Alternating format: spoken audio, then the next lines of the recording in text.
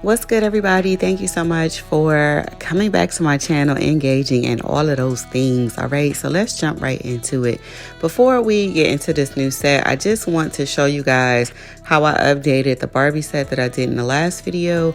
I just added the two pink nails or whatever, and that's how she looks. Let me know if this is something that y'all would wear. I know they're long, but they're cute, right? All right, so let's jump right into it.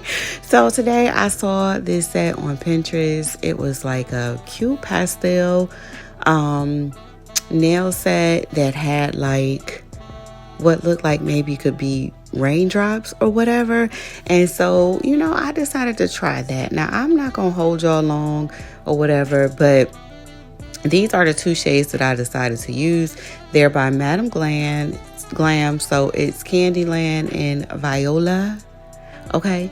And I did 2 coats of the polish on each nail. Now, the thing with Madam Glam is that the majority of their polishes are really pigmented, so you don't need 2 coats.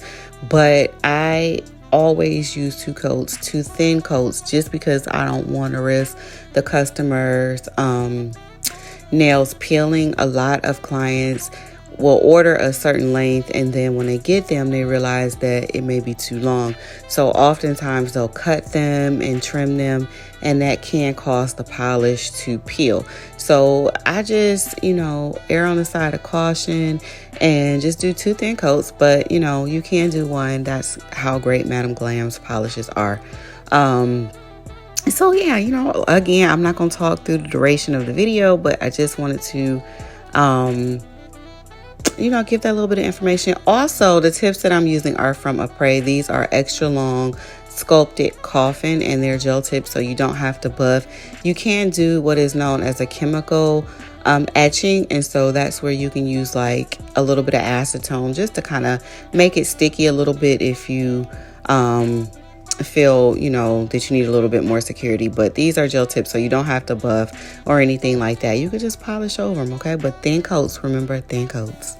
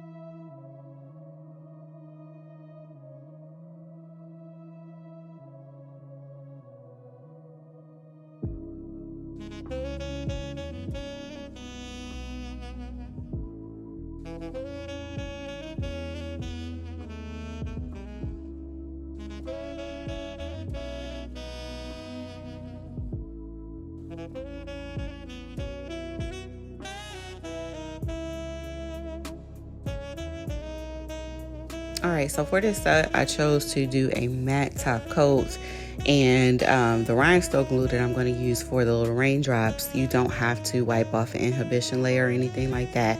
So I just decided to go with a matte top coat, and then the raindrops will just pop on their own. So the matte top coat that I'm using is by Coupa, which is my favorite. And you just need thin layers of that also. But this is by far the best gel top coat that I've used since I've been making nails, and it's going on year 4. So